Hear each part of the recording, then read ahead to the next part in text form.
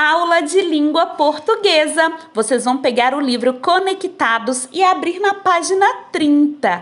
Atividade número 1. Observe a tirinha a seguir.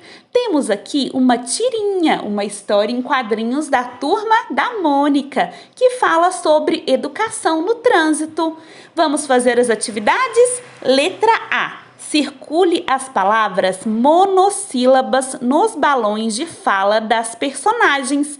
Quais são as palavras monossílabas? São aquelas que têm só uma sílaba. Agora, letra B. As palavras estou, pouco, elas, sabe e essas possuem duas sílabas. E essas palavras são chamadas de quê, hein? Quando tem duas sílabas? Vocês vão completar aqui no traço. Letra C. Copie as palavras trissílabas dessas tirinhas.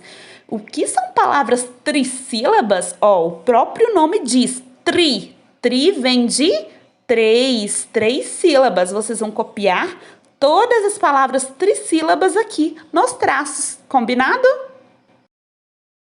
Atividades da página 31. Questão de número 2. Separe as sílabas destas palavras e identifique a composição de cada sílaba.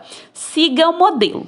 Então, vamos ver o modelo. A palavra é divertindo. Divertindo. Agora, vocês vão separar as sílabas. Lembrando que a sílaba é cada vez que você abre a boca para falar a palavra. Então, divertindo. Agora, no próximo traço, vocês vão colocar a composição da palavra. O que temos nessa palavra? A primeira letra é consoante e a segunda é vogal. Então, C de consoante, V de vogal. A segunda sílaba, consoante, vogal, consoante. E assim por diante até terminar a palavra. E depois vocês vão fazer a separação das outras palavras, separando as sílabas, e depois a composição. Se é consoante, se é vogal. C para consoante, V para vogal. Questão de número 3. Na questão de número 3, está pedindo para ler a tirinha.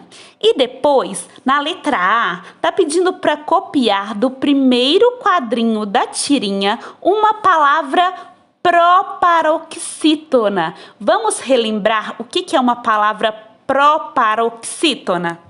As palavras proparoxítonas são palavras que têm a antepenúltima sílaba com a sílaba tônica, que é a sílaba mais forte. E todas as palavras proparoxítonas devem ser acentuadas. Letra B. Classifique as palavras do quadro quanto à acentuação. Vamos ler as palavras: médico, pássaro, lâmpada e círculo. Observem que todas essas palavras têm acento. Em qual sílaba? Na antepenúltima. Quando tem acento na antepenúltima sílaba, a palavra é? Escreva aqui nessa linha. O que essas palavras têm em comum com a palavra proparoxítona da tirinha? Observem o que essas palavras aqui têm em comum com a palavra da tirinha que vocês escreveram na letra A e responda. Questão de número 4. Complete as palavras com as letras L ou U no final. Vocês vão completar aqui no tracinho se a palavra termina com U ou se ela termina com L. Agora, vocês vão abrir o livro na página 210. Aqui temos um texto dramático. Vocês sabem o que é um texto dramático? Como o próprio nome indica, são textos literários feitos com o intuito de serem encenados ou dramatizados. Vocês já assistiram alguma peça teatral? Vamos então ler esse texto, que é a cena 1. O almoço do rei. Primeiro vocês vão fazer uma leitura individual. Depois, como sugestão, vocês podem fazer a dramatização junto com a família. Por exemplo, uma pessoa vai ser o menino, a outra vai ser a mulher. Então, vocês podem falar fazendo as cenas. Por exemplo, que roupas estranhas são suas? A mulher vai responder: minhas? Ah, não! Estas são as roupas do rei. Agora, na página 211, vocês vão responder as atividades. Número 1. Releia no texto a primeira fala do menino e da mulher. Vocês vão reler, então, essa primeira fala e responder. Letra A. Qual é o conflito que se dá início à cena? Letra B. A que as palavras suas e minhas fazem referência nesse trecho do texto? As palavras suas quer dizer suas o quê? Suas roupas. E a palavra minhas? O que faz referência? Responda. Número 2. Como podemos identificar a fala de cada personagem? No texto não está indicando menino, mulher. Essas são as falas, não são? Então responda. Número 3. No texto teatral há um narrador que conta a história? E explique as informações que estão entre parênteses. Vocês vão sublinhar, que é passar um traço embaixo, lá no texto, as palavras que estão entre parênteses e explicar por que essas informações estão entre parênteses. Número 5.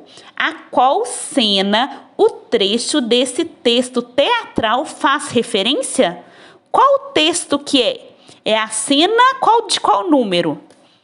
Número 6. No texto, há várias expressões informais próprias da linguagem oral, como a, o é. O que elas informam sobre a relação entre a mulher e o menino? Se o rei aparecesse, que linguagem você acha que ele usaria? Número 7. De acordo com a fala do menino, que imagem ele tem de um rei? Número 8. O texto teatral também é chamado de texto dramático. Para que serve um texto dramático? Responda com as suas palavras. Boas atividades! Até mais!